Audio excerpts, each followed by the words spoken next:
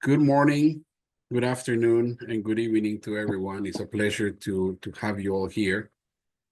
Thank you for joining. I see that the number of participants is gradually increasing, so we appreciate your interest, and thank you again. This is our second session ever for the for ConexAmericas. It's really a privilege to be in the company of our guest speaker today, whom I'll introduce in just a minute. But we wanna, before we do that, we wanna give people a little bit of time to join. So the numbers are gradually increasing. So we'll start in about around 4:05. Before we do that, just a quick couple key housekeeping items. We will open up the mic for people to ask questions at the end. Please do submit your questions via the chat. Daniel will be looking for those questions, and we'll be happy to relay those questions to Juan Pablo, or we'll be happy to address those questions ourselves if that's the case. This event is brought to you by ConexAmericas. We are both based in Palo Alto and Miami. It's really, we're trying, as you know, we're trying to connect both sides of the coasts in this event, as well as connect Silicon Valley to Latin America, which is the ultimate objective here. There's incredible intellect, knowledge, and resources across both sides, and this is really an opportunity for us to bring both sides together and give everyone the opportunity to connect, to interact, and hopefully make things happen across the region and also across the world in other cases. Just as a quick starting point, so you know who we are, in case it's the first time you join us, Daniel Chatelain and I have known each other for about 20 years. Daniel was hosting something called BayPay about 20 years ago, before the word fintech even existed. And that's actually where I met him for the first time, being a sponsor when I used to work at a bank. And since then, he's gone quite a ways with another entity called Paycademy, which is a resource for learning everything fintech with tons of videos. So his organization is one of the sponsoring organizations for this event. And yours truly, 30 years in banking, Wells Fargo, Citi, BofA, Chase, and last 5 years advising and consulting with fintechs. My organization, 999 Global Ventures, is also a sponsor of this event. This wouldn't be a reality if it wasn't for the support of our advisors, Gerardo Bonilla, who's probably on the call, from Doc, Carol Grunberg from Yuno, who was outstanding in helping us locking Juan Pablo for today's event. Thank you, Carol. Patrice Prayet, a fellow consultant based out of the Bay Area, and a mentor for me. Victor Ronda, CEO of Oki, a really neat startup based out of Miami and focused on the region. And Rafael de la Vega, co-founder of Mindwell, and a well-versed and well-established investor and VC type individual. So just wanted to introduce the team that makes this happen and how we got started. As you know, we're a very young organization. We're only about, we'll be about 3 months old this month. So still in the early stages, but gathering very good momentum. So once again, thank you for joining us. So as a first step, we'll be going through some Q&A. Daniel is going to be facilitating the fire chat today. Everyone will have a chance to ask questions at the end. And without any further ado, I would like to introduce Juan Pablo, a fellow Colombian. Many of you know I'm based out of, I originated from Colombia as well. Juan Pablo is the co-founder and CEO of Yuno, one of the leading global payments orchestration platforms in the world. They have a significant presence in every region across the sphere. They provide businesses with online payments solutions that address the challenges of managing multiple payment methods and platforms, as well as fraud detection tools, which is a key element in any payment solution today. Before Yuno, Juan Pablo co-founded Rappi. Rappi is quite the impressive organization in Latin America. If you have traveled to Colombia or Mexico, you would know that name because it's top of mind. It's one of Latin America's largest and fastest growing on-demand platforms, and one of the region's first unicorns. They're valued at over $5 billion right now. There's a lot of noise in the market about a potential IPO. I'm sure Juan Pablo is not going to comment on that right now, but there's a lot of noise around that, and I think that's a real positive thing for the region. Juan Pablo played an instrumental role in taking the company from being a small team of food delivery startups to becoming one of the region's largest multifunctional platforms with operations in 9 countries and a valuation of, again, $5.2 billion. I stand corrected. He received his bachelor's degree in applied economics at Cornell, and he's an FAA instrument rated commercial pilot. That part I didn't know. I just learned that as I went through your bio. That's actually one of my things that I want to accomplish before I hit the bucket in my lifetime. So congratulations, Juan Pablo. You're really quite the accomplished startup founder as well as professional. It's really a privilege to have you on board. So without any further ado, I'll hand it over to Daniel, who will facilitate this talk. Thank you again for joining, Juan Pablo, and thank you everyone for joining. Thank you very much, Danny, for the introduction. And so welcome everybody, innovators and dreamers of Latin America.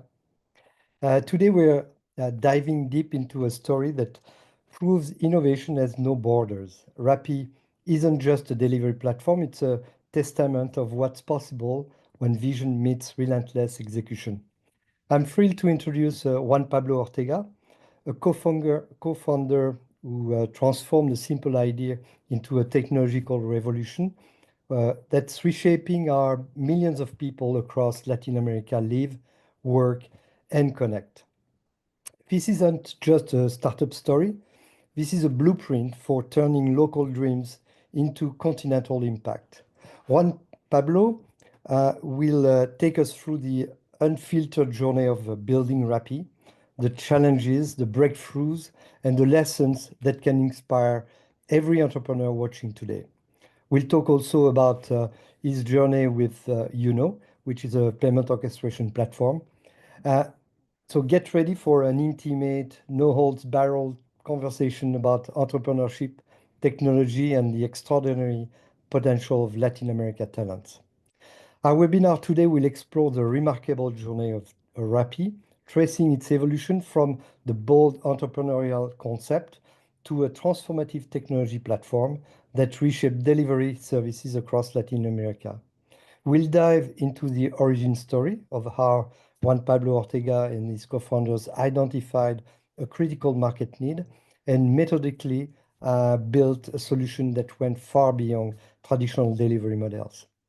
The conversation will illuminate the technological innovation that distinguish Rappi, examining how strategic thinking and regional understanding enable them to create a platform that truly resonates with Latin America consumers. We'll explore also the leadership challenges of scaling a startup across multiple countries, the pivotal decision that drove growth, and the unique cultural insight that fueled Rappi's success. So that's all the topics we'll try to cover today. But first, I would like to thank you, Juan Pablo, for accepting to go into this deep dive and to share your experience and lessons learned. So before we start on the Rappi journey, many people would like to know what you did before starting Rappi, because it's good you have the success story, but you have also maybe some challenges you had at the beginning. And so can you talk a little bit about that? And we can start with this. Perfect. Well, first of all, thank you very much for the invitation. Super looking forward to this discussion.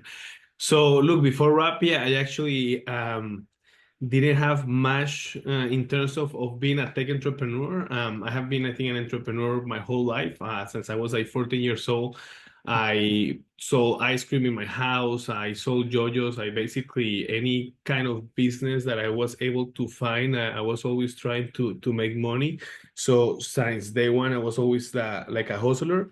But when I was 15, I love airplanes and I wanted to be a pilot. And I moved to the US when I was 14. And a year after, at 15, I went an airport that was close by my house, and I started seeing all these planes, taking off and land, and then looked at the flight school. There was a thing called like a discovery flight. So it was a 1 hour flight, and it costed $150. And I remember that I was working at Jamba Juice at that point, and I was making $7 an hour. So I had to work a lot of hours to be able to do my discovery flight. But I remember that time when I did that first flight, when you're kind of having, I was 15 years old at a time, being able to just move or pull the yoke of the plane and the plane taking off. And I was like, this is what I want to do for the rest of my life. I want to be a pilot. So I continue flying and doing the flight lesson. At 16, I did my first flight by myself. So my solo flight. At 17, I got my private pilot license.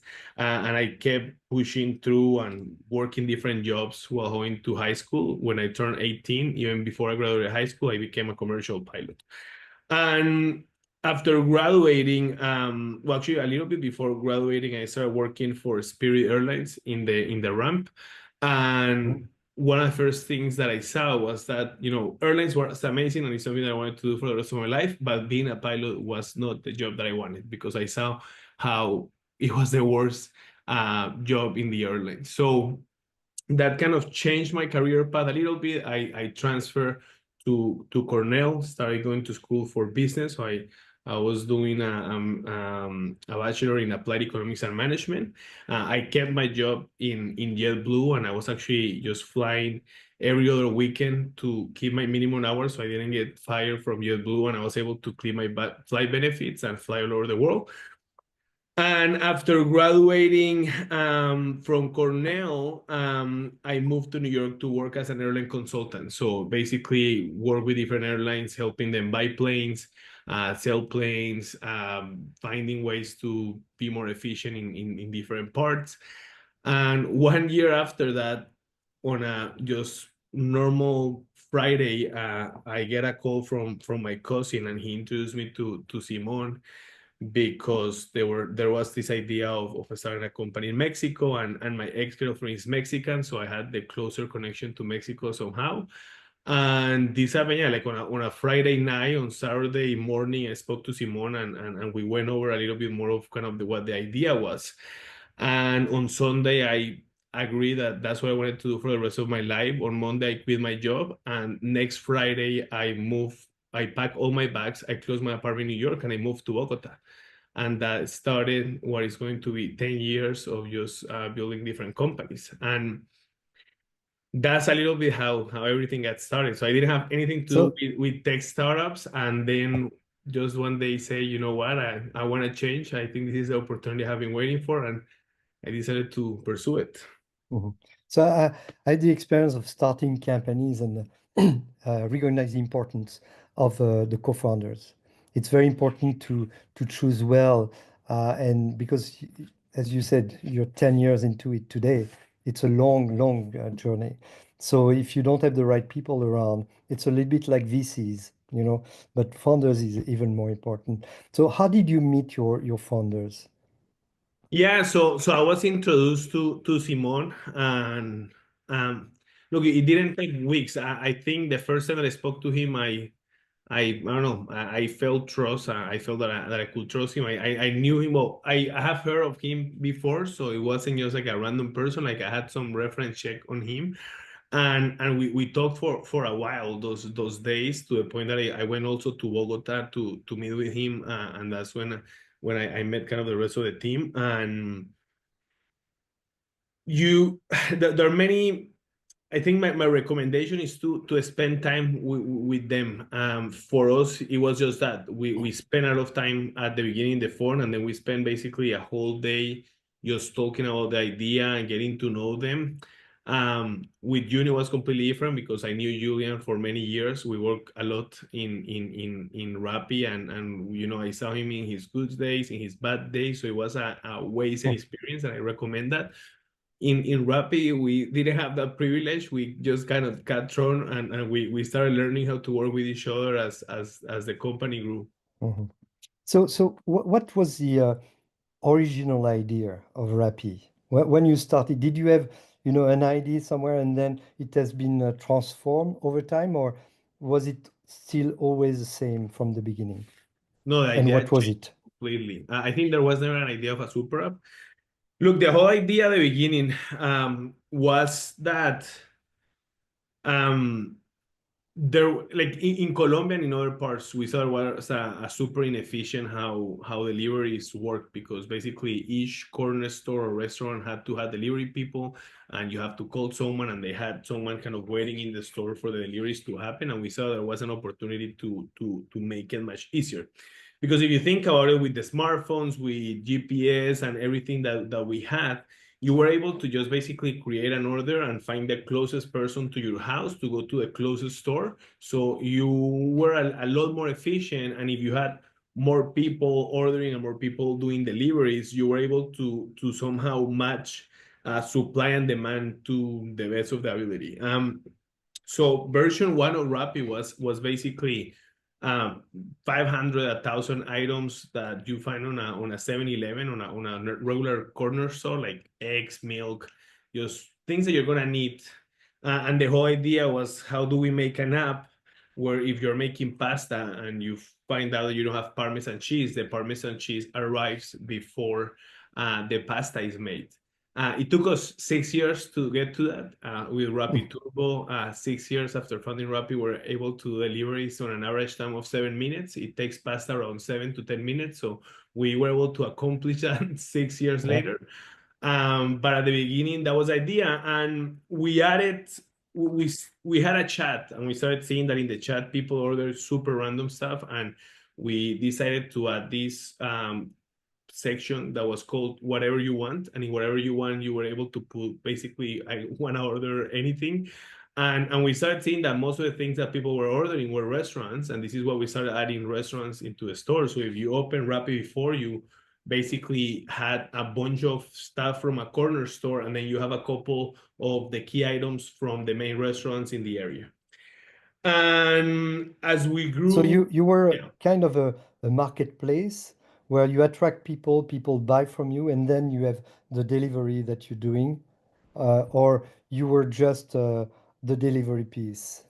At the beginning, it was a two-sided marketplace. We basically had people that wanted to deliveries, people that want to order delivery.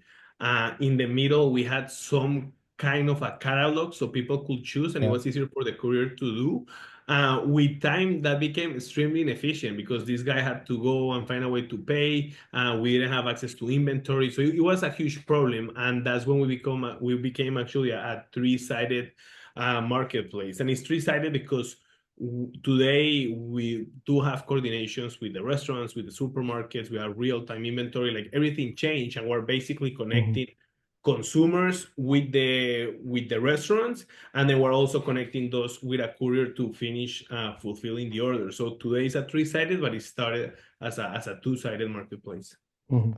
And so when you start, you have a lot to do to bring all the pieces together. So what were the major challenges at the beginning, and how did you solve them? There were too many challenges. I Yes, think so. can At the imagine. beginning, look, every week there was a new challenge, and at the beginning is trying to get traction. And I remember we used to just print out thousands of coupons, and then go to on a Sunday, go to a park and just give out these coupons for free, Coca-Cola and chips, or something a little bit more Colombian. And we gave out 10,000 coupons, and we said, hey, like, guys, be ready. This is going to explode. We're going to have so many orders. And we got to the office, ready for the first order. And we had like 5 orders. And we're like, okay, this is not working. And we went back the next day with new thing.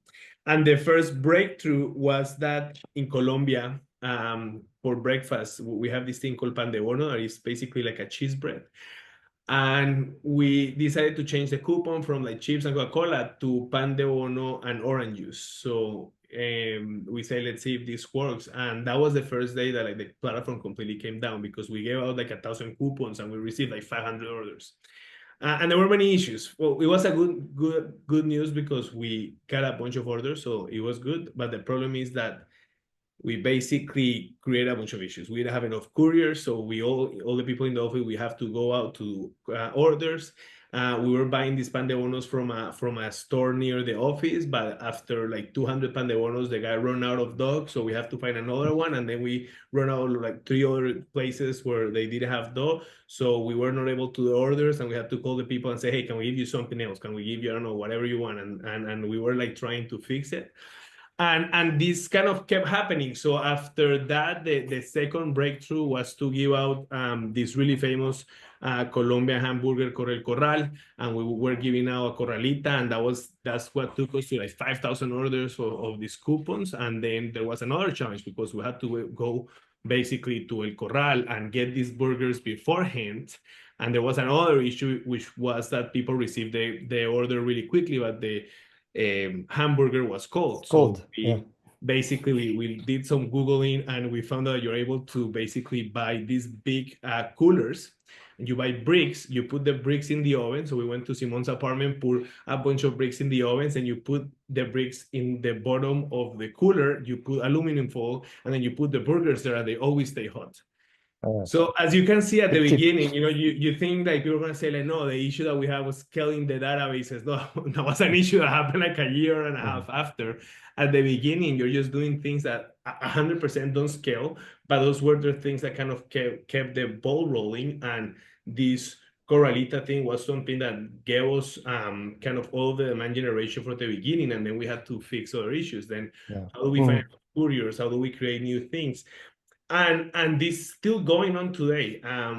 Look, 10 years, almost 10 years after today, we're still finding what is the next coupon, what is the next way to get couriers, and there is always a different issue. And I think the startup path is just a path where every day, every week, you're solving a new issue, and you don't have people for that. Like you have basically a team of doers that all are trying to find how to help each other and solve the issue that the company is having at the moment.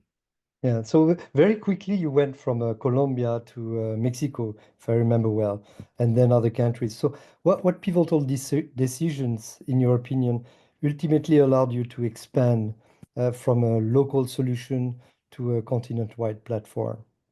So we wanted to open Mexico since day one. I actually moved to Mexico right after I moved to. So I moved to Bogota for 2 weeks, and then I moved to Mexico. We saw that Mexico was another big market, and the rationale was that we wanted to build a big company, and Colombia was big, but it wasn't that big. Like Mexico was twice as big, so we had to start in a secondary market, and we had to learn how to expand because we wanted to basically grow the company around the world, and we had to be able to learn how to do that. So we kind of launched Mexico a couple of months after we launched Colombia, and then after that we launched Brazil. And every time we launch a new market, we learn something new. So if you think about it, like we first launched Colombia, then Mexico, then Brazil, then Argentina. And Argentina was, I think, the market that we did the best, and then we replicated that into all the new markets. So Rappi has been a pioneer in technological innovation, but I'm curious to know how you specifically reimagine delivery services through unique technological solutions, and what breakthrough technologies or digital strategies did you develop that transformed the traditional delivery landscape in Latin America, and how did these innovations contribute to your rapid digital transformation across multiple markets? Yeah, look, there were many things that we, in a way, invented, and starts with algorithms that we use to assign orders to different things that we invented in the app on how you were able to do many things. But if I think back, I think some of the ways we innovated were thanks to competitors. So a great example of this is that when we started, basically, we had this group of what we call expediters, and when you place an order, they will call the restaurant and say, hey, like, it's an order for Rappi, I need 2 hamburgers and 2 fries, whatever, and the restaurant were making order. And we always say, like, this is super inefficient, we need to give them like tablets for them to receive the orders. But we never prioritized it But then a couple of months after we launched, Uber Eats launched, and they gave iPads to all the restaurants, and it became like the normal. Like you have to, like, if you're gonna do delivery, you need to have an iPad, and that basically pushed us to and like to build this technology. We couldn't afford iPads. We bought cheap Androids, and we developed all of the softwares on that, which was a big mistake because Android cheap tablets have many issues that then we understood why Uber was giving everyone iPads.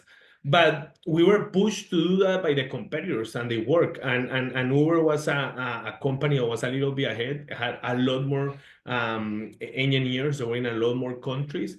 And every time they did a new feature, like topping, so being able to choose things, those are things that we knew we had to do, but we haven't done that. Once Uber launched it, we're like, we need to do this. So most of the innovations, some we start and then they copy, but the reality is that we had to keep a lot of catch up, and we had to learn from this competitor that was going much faster, that had more money, that we ended up basically kicking out of all of South America except Mexico, because they had to shut down Uber Eats all over the region. And it was a sign that even though they were the first one to have the technology, we were able to be a better solution.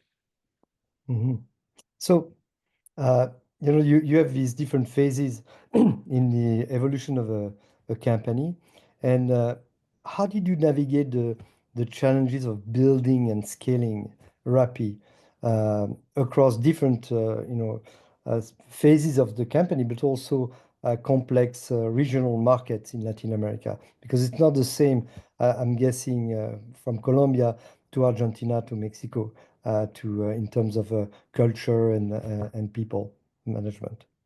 Yeah, look, there are some difference, but looking back, it was much easier to scale a company kind of regionally, because there are some difference, but there are that many difference between Latin America company. I think today in Yuno, we are processing payments in more than 90 countries.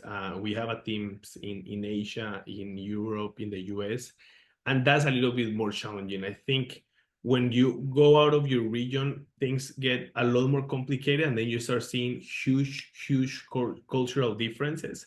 And some of them, are just funny, and people have to adapt to it. A really good example of this, we sent some of our team members from Brazil to Singapore, and as a gift, they brought them flip-flops from the Brazilian brand Havaianas.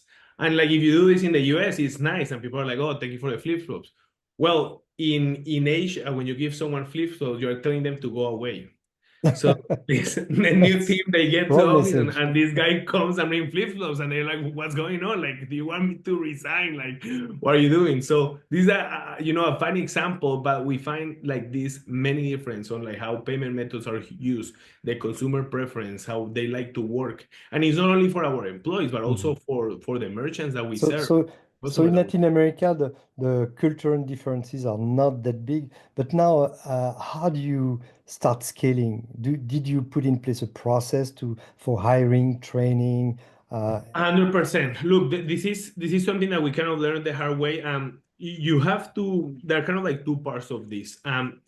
You need to quickly create and bring a local talent. It's impossible to kind of teach people from another country, another region to learn how to work, how to manage, and to learn the technicalities and the customs from each country. So the way how we have scale is basically a combination of local teams that are hired, that hopefully have industry knowledge and have done what we're looking for before, with a combination of people from the current team. So we have, some of the first employees that launched maybe a city in Colombia were the ones that were launching a country, or some of the first employees in Yuno were the ones actually going to Singapore to kind of train and teach them. So you want to have that new region. As you expand, you need to give them independence, and they need to be part of the culture, but you need to maintain your company culture, which is kind of a hard part. And you normally do that by basically exporting some of the team members that have been with you since the day one to mix in and blending that local culture with the company culture to be able to succeed.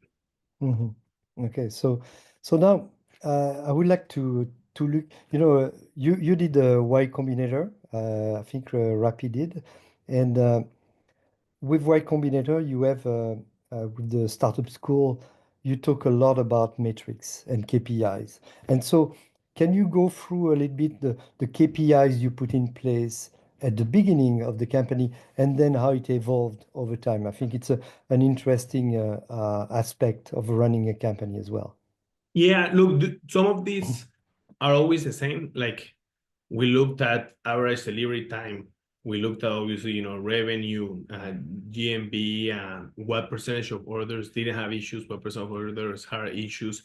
Most of those actually, I think, remain always the same. You have kind of two trends that make this metric change. One is obviously as a company grow and you go into a new stage, profitability becomes key. And this can happen because the company grows and you get to a stage where the investors actually want that. But actually, it can also happen because of market trends. So in Rappi, as we grew, the metric changed because we were growing and because investors wanted, you know, more profitability, more unit economics, and because we had to kind of make the company work.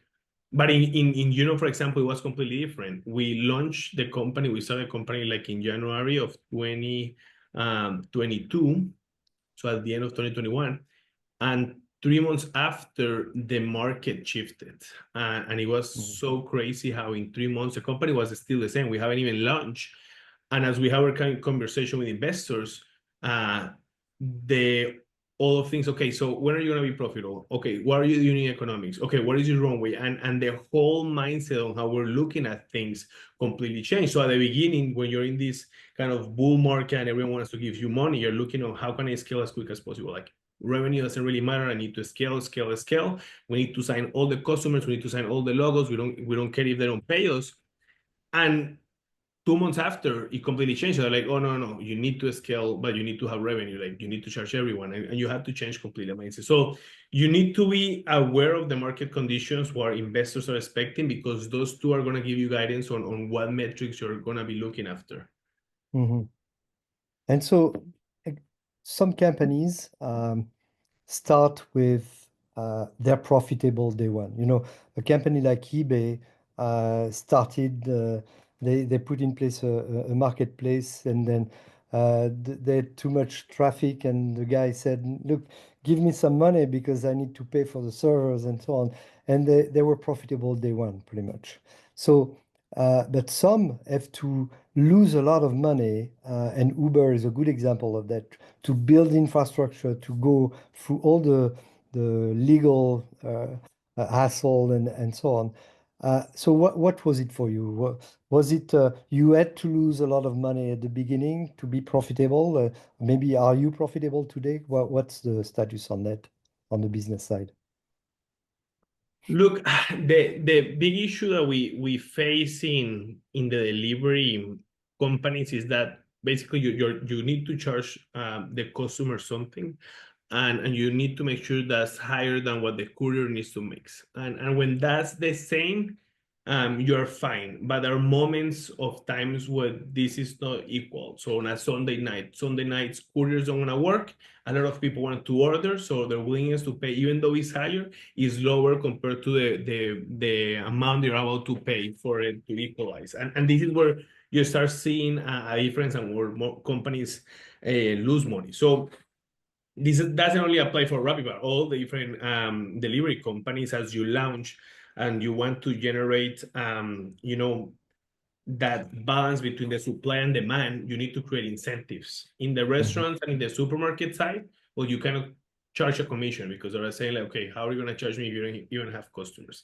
In the customers, you have to give them incentives for them to place an order, which is kind of the acquisition cost, but then you have to subsidize part of the delivery cost for them to get hooked on delivery. And then in the couriers, you want to incentivize to use you and other companies, you have to pay them more. So you create an imbalance in those three. as you grow and you get more traction, you get more leverage, and you're able to negotiate better commissions with the restaurants and with the supermarket, etc. As you scale and you have more offering, then you become part of kind of people's lives, so you can charge them more, and then that helps you basically pay the courier enough, and you're able to make money at the end of all these different things. So that was, I think, kind of the big change. Today, you know, I left Rappi a couple of years ago now. So I'm not sure what the numbers are today, but we were able to turn around the company and reach kind of unit positive profitability in most of the orders and in most of the countries, but it's always a work in progress. It's not something that you do and forever you're good. I think this changes so much. You got new things coming in, you have new things coming out, that you have to constantly still evolve the company to keeping those numbers positive. Okay. So what is the business model really? So you have the people providing the goods, restaurants, grocery stores, 7-Eleven or whatever the source is. You have your platform, and you have the delivery people, and you have the people buying. So the people buying, they buy at the price of what they could find in a restaurant, or you add a fee on top of that, a delivery fee.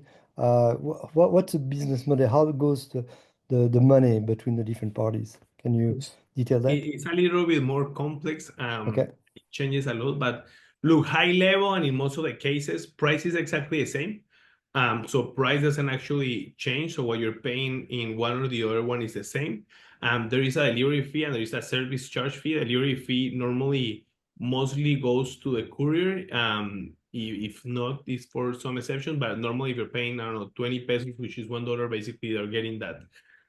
The service fee is normally goes to Yuno, and then we also make a commission from the partner where the purchase is done. So the restaurant or the supermarket pays a commission. So that's kind of how the economics move between those different parties. Okay. Okay, sounds good. So now let's look a little bit into the future. We everybody's talking about Gen AI, but it's not the only thing. Google just released a new quantum computing chip. So we'll see what it goes and what it does for Bitcoin and all the crypto around the world. But what do you see the evolution in terms of technology and business for Rappi in the future? Look, for Rappi is hard to know because I haven't been the past couple of years in the business. So I think there is much to come. What we're seeing is that every day more we are in a connected world, and we're seeing that deliveries, and mostly after the pandemic, became something that everyone does. I think pre-pandemic there was a lot of this belief that we're going to live in a world where everything gets delivered, but the reality is that we are going and more, and the percentage of people that order deliveries is growing. I think there are a couple of cool things that you're starting to see with Gen AI. So a couple of models and companies are trying to build these agents to make things easier. And for example, and this is something that we see that could have been done before, but no one is actually doing. But like, for example, if you have an AI agent who is always able to buy your groceries and to do things which you could kind of do with Amazon and with Alexa by telling them, hey, can you purchase this? And you're able to kind of make that purchase. The reality that it wasn't really mainstream, but I think there is a possibility in the future for some of these agents to kind of do shopping for you, to buy you food, to remind you that you haven't eaten lunch, and just order directly to the app. So I do see that's kind of where the future is going. And you have new technologies like drone delivery. There is this company in Ireland called Mana Aereo, and they're doing thousands of drone deliveries per day, and they're delivering coffee, hamburgers, and it's just completely crazy. They're expanding around the world. So people think this is like the long-term future. The reality in the next, I would say, 2 to 5 years, seeing drones flying around and delivering your coffee or hamburgers in 5 minutes is something that is actually closer than we thought. Today, you can actually do it in Ireland. So there are many towns where you download the app and you can get your coffee delivered to your front door in a couple of minutes. So this is where I see, I think, the future of delivery and delivery companies. So does it mean we'll have Apple Intelligence coming soon, I guess, because the first version wasn't very impressive, my humble opinion. But what it means is all the customers on iPhone, iPads, Mac will be able to have maybe an agent that does that do the ordering and maybe connect with a delivery platform. So do you think Rappi should also partner with companies like Apple to be able to, be inside the ecosystem? Or you don't think Apple will ever be a player in the game?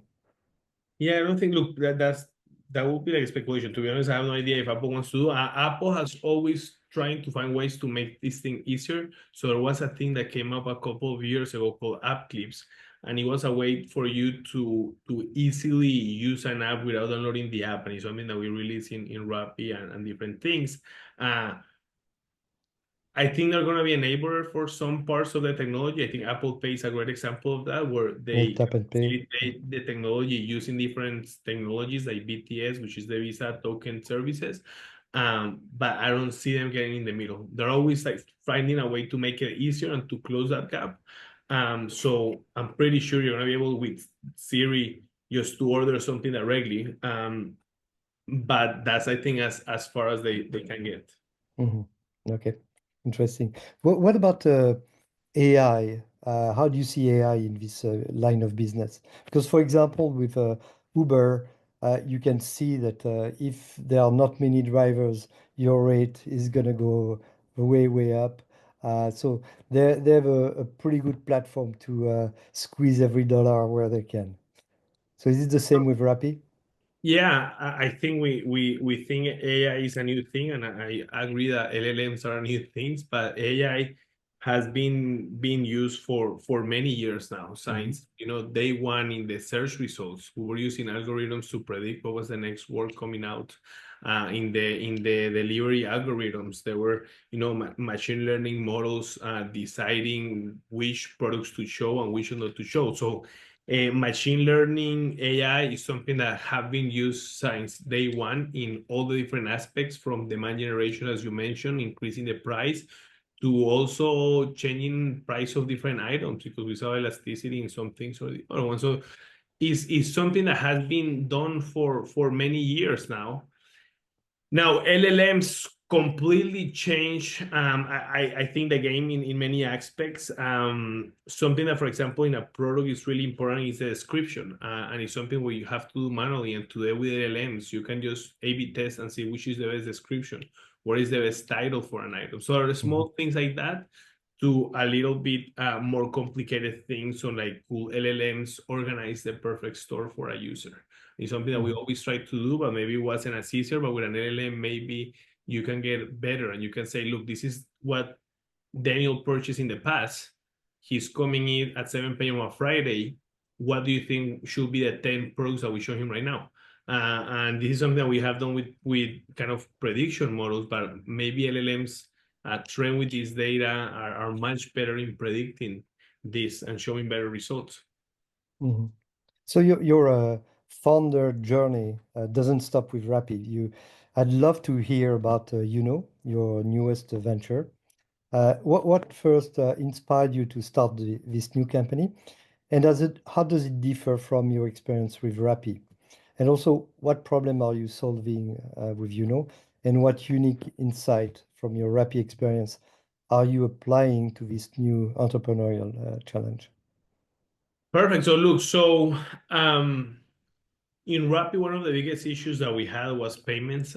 We had to constantly integrate new payment methods, new payment providers, and it was something that was always causing us problems.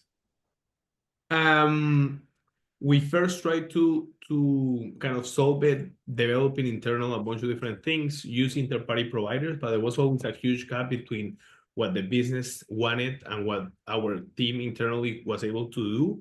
And that was how the idea behind Yuno came, because we saw there was an opportunity to create a software layer that was able to solve all the different complexities and issues that companies, large merchants were facing as they expanded around the world.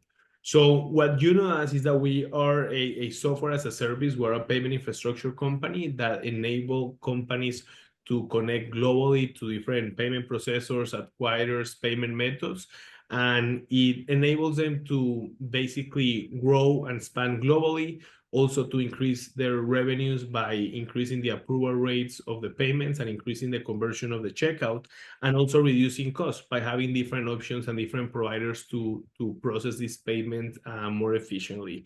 And yeah, it got started because of the issues that we're having at Rappi. So we saw that there were just too many things that, like, somehow we had to make business decision based on restraints that we have, because we didn't have developers to do an integration, or we didn't have a way to do a feature. And it didn't make any sense that, companies were able to move as fast as they wanted with the technology they had today. And that's what we enable with Yuno, and what we have been developing in Yuno the past 3 years. Okay, interesting. So there are a lot of other players in payment orchestration. I remember when I launched Paycademy at Money 2020 before COVID, I had Philip Buck, who was with now I think he's with Pipro. You have Spreedly, you have Primer, Gravy, you have a lot, ACI even. You have a lot of players in the. So how do you differentiate and compete against these guys? Yeah, so all of these players that you mentioned were players that we looked at Rappi, and we actually used Spreedly, and we had to build microservices. So we had like orchestrators to orchestrate the orchestrator. And I think the main difference is that no one had all the different functionalities that big enterprise merchant had. They look nice, and you looked at it from the tip of the iceberg, and they look like they will work. But as you went down to understand the different functionalities that they didn't have all the functionalities that we were needing in Rappi. And this is in terms of connections that I have. This was in terms of enabling alternative payment methods. This was in terms of the different things that we needed as a large business processing millions of transactions. And I think that's the main difference. We saw the big gap was that most of these merchants most of these orchestrators didn't have the things that large enterprises needed. And it's why if you look at our customer, we have focused only in those large enterprise customer like McDonald's, InDrive, etc. Okay, so I'm gonna open the floor to people who want to ask questions. So if you want, you can raise hand, and we'll give you the mic. So Danny, where are you? Just have to find you in the list. Yeah, here. Okay, Danny, you can speak and ask questions. Thank you. Once again, thanks, Juan Pablo, for doing this today. We appreciate it. Looking at Latin American startups, so the peak of venture capital into the Americas was in 2021 at about $6.5 billion. It took a drop from 2021 into 2022, and then on to 2023 with the pandemic, with the challenges of venture capital and the debacle of Silicon Valley Bank and so forth and so on. So we've been going through a little of a dry season for venture capital in the Americas. TechCrunch reported yesterday, or about a couple of days ago, reported that 2024 year to date is looking much better than 2023. Still not quite at the level of 2021. So, there's a recovery, but not quite back to the levels it used to be. I think, you got a couple of companies like Sao Paulo's Conta Simples just raised $41 million. Felix Pago raised $15.5 million. The outlook for 2024 may be just north of $4 billion. at this stage, depending on what happens in the month of December. What are your thoughts when you hear this in terms of the outlook for 20? I mean, let's just put 2024 behind us. We're still in recovery. But what's the outlook for 2025? I mean, the headline with TechCrunch says Latin America fintech will be a market to watch in 2025. What's your perspective? Look, markets are cyclical. This is not the first time that this happened. In 2000, after the dot-com bubble burst, VCs completely went away in Silicon Valley, and then the same thing happened in 2008. So what we have seen is that, you know, markets are cyclical, and somehow, but directly, how markets behave also is how the LPs of the funds behave, and then that's, I think, one of the main reasons where you see these ups and downs.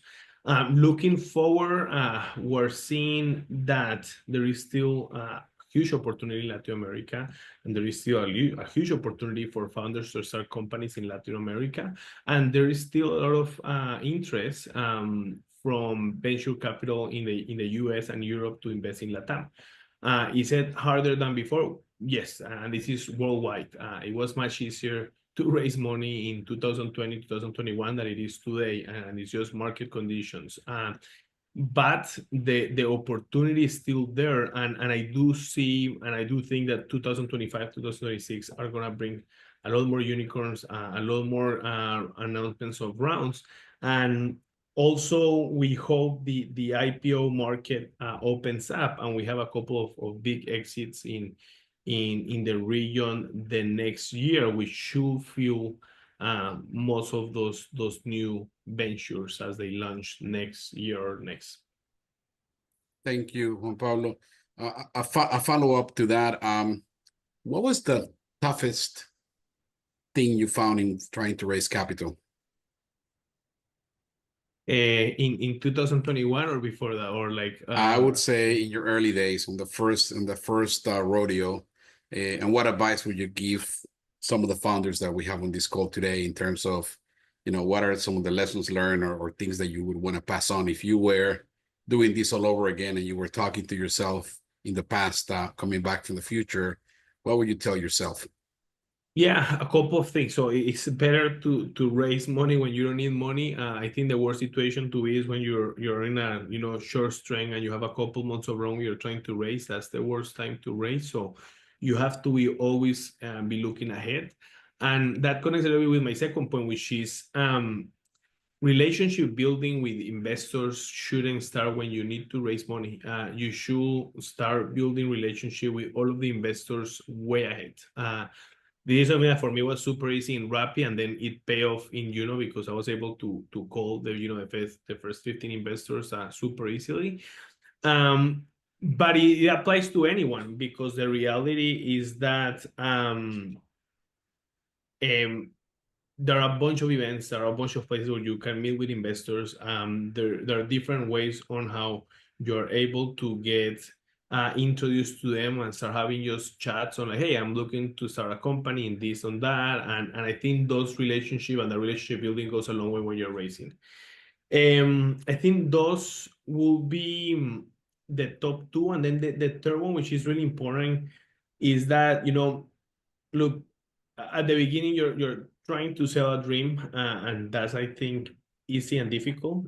It's easy because it's much easier to sell a dream than to many times get to the numbers in time for those investor meetings. But if you're able to get traction in the beginning, and it's something that today with AI and the different tools that are available, you're able to create an MVP fairly quickly to do anything. It's actually crazy how easy it is to build applications, to do things. And if you don't know how to do it, ask ChatGPT. Like ChatGPT will tell you what to do and how to develop that MVP. So with that, you should be able to get to that product market fit even before you raise money. And you can definitely raise money before that, but it's much easier if you come with clear traction, with a clear product, than what used to happen before is that you needed a couple millions to get to product market fit, and then also to be able to develop something. That has changed dramatically today. That's great advice. We have So another we 5 have minutes for Q&A, so we we'll have a continue. question from Patrice. So if you were advising a new young entrepreneur trying to launch in LATAM, what most important mistakes or missteps would you advise them to avoid? Yeah, I think one is to think little. We're in a region full of challenges, and many times we're advised by investors to focus and to focus in a really small problem, or to focus in one country, and I don't think that's the correct approach. I think you need to focus, and you need to find a way to kind of easily take on the challenges, but since day one you need to have a big ambitions, and you need to have a big plan for the future, because that's the way to create companies that are going to scale to billions of dollars. If you want to start a company that is going to be available in one city in a country in Latin America, that's not a startup, that's a normal business, and that's fine. But venture capitals are not going to give you money for that, and you have to decide when it's good to have that business in a small space, or when you want to go big and build a multi-billion-dollar company, which is going to require you to dream big. Mm-hmm. So another question from Agustin. How do you see the influx of Uber and Lyft delivery services and loss of market share? And in the future, the potential entry of the offering of Dasher for or from DoorDash. Yeah, this actually happened a long time ago. So Lyft never entered the market. They said they were going to enter, but they actually never did. They wanted to enter Mexico, and they actually never did. Uber entered the market in 2016, and it was a good fight. They ended up leaving all of South America except Mexico, and it's a market that we compete with them in Mexico. And yeah, DoorDash, I think, is super focused in the US, and I think they're going to maintain that. It seems that out of the US, they made a couple of acquisitions in Europe, but we don't think. Look, competition is always a good thing. It was for us when Uber Eats entered Mexico, and it changed the dynamics of the business and the rest of the places. Mm-hmm. So we have another question from an anonymous attendee. So I won't give his name. How did you view trust when creating the go-to-market for Rappi at the beginning of your journey, and how did that evolve towards the end of your time at Rappi? It's a difficult question in a way, but I think what they refer. So look, trust. Trust, because you have the goods on one side, you have the payment, you give money to people, then you have also you're waiting for the delivery, and you're a little bit anxious if it's a little bit over the time you committed to. So there is this trust at the beginning, at least, which is difficult to circumvent. Yeah, trust at the beginning is born from people talking about your service, and we think we put a lot of effort to make sure everything went smoothly. And if an order was delayed, we had people basically calling the courier, finding out what was going on. So like creating this culture of like customer obsession was the way how we created trust, because trust came from being able to deliver millions of orders per day, and do them with good quality and without any issues. And I think that's what led us to grow as fast. In a delivery company, even though it sounds like super important, it's less important than for a B2B SaaS, for example, because then as you're processing payments for multinationals, then trust is a completely different thing, and it's something that you have to build over time, that you have to that you do through hires that you make, through new technology that you develop, and it's a completely different idea. Mm-hmm. So we're 1 minute before 2, so I think we're going to wrap up. But so as we close today's conversation, I hope our exploration of Juan Pablo journey with Rappi and Yuno has illuminated the incredible potential of Latin America entrepreneurship. His story reminds us that transformative innovation doesn't just happen.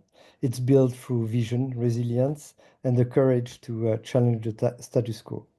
To every aspiring entrepreneur watching, your breakthrough could be just one bold idea away.